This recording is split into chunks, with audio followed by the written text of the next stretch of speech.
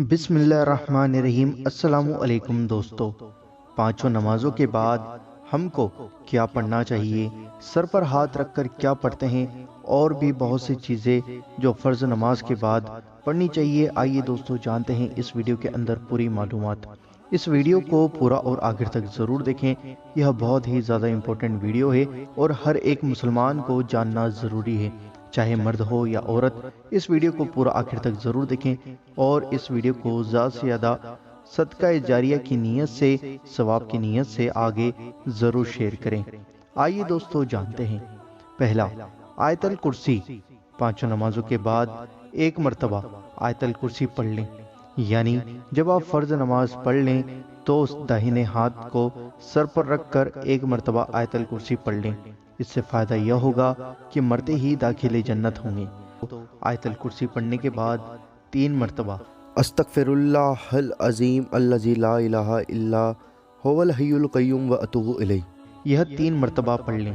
ایسا کرنے سے گناہ معاف ہو جائیں گے، اگرچہ سمندر کے جھاگ کے برابر بھی ہوں۔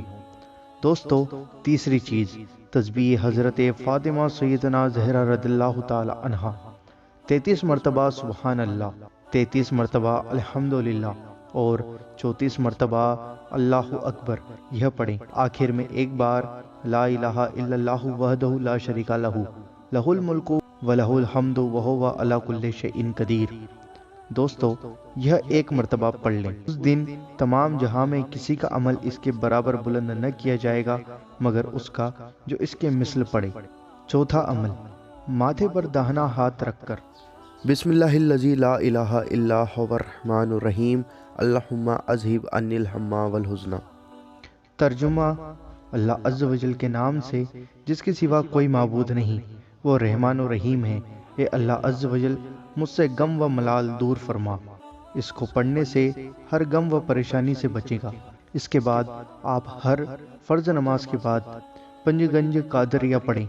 بعد نماز فجر یا عزیزو یا اللہ 100 مرتبہ، بعد نماز ظہر یا کریمو یا اللہ 100 مرتبہ، بعد نماز عصر یا جبارو یا اللہ 100 مرتبہ، بعد نماز مغرب یا ستارو یا اللہ 100 مرتبہ، بعد نماز عشاء یا غفارو یا اللہ 100 مرتبہ۔ دوستو، یہ 5 چیزیں آپ کو پڑھنی ہیں ہر فرض نماز کے بعد۔ اللہ عز و جل کے نزدیک سب سے بہتر اور پاکیزہ عمل کون سا ہے؟ آئیے جانتے ہیں۔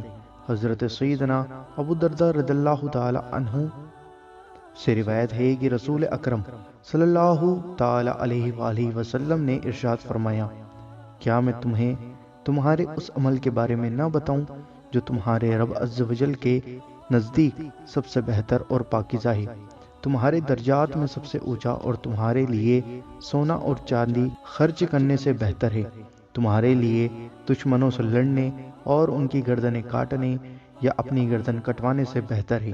صحابہ کرام رضی اللہ تعالی عنہم نے عرض کیا، ضرور ارشاد فرمائیے۔ آپ صلی اللہ تعالی علیہ وآلہ وسلم نے ارشاد فرمایا، اللہ عز و جل کا ذکر، یعنی اپنی زبان کو ہمیشہ اللہ عز و جل کے ذکر سے تر رکھیں، یعنی ہر حال میں اللہ کا شکر اور اللہ کا ذکر کرتے رہیں۔ دوستوں، مجھے امید ہے کہ آپ کو یہ ویڈیو پسند آئی ہوگی۔ اس ویڈیو کو دل سے لائک کریں اور اس ویڈیو کو زیادہ سے زیادہ ثواب کی نیت سے، صدقہ جاریہ کی نیت سے آگے ضرور شیئر کریں، اور آپ کے اپنے چینل اللہ دین کو ضرور سبسکرائب کریں اور بیل آئیکن ضرور دبائیں۔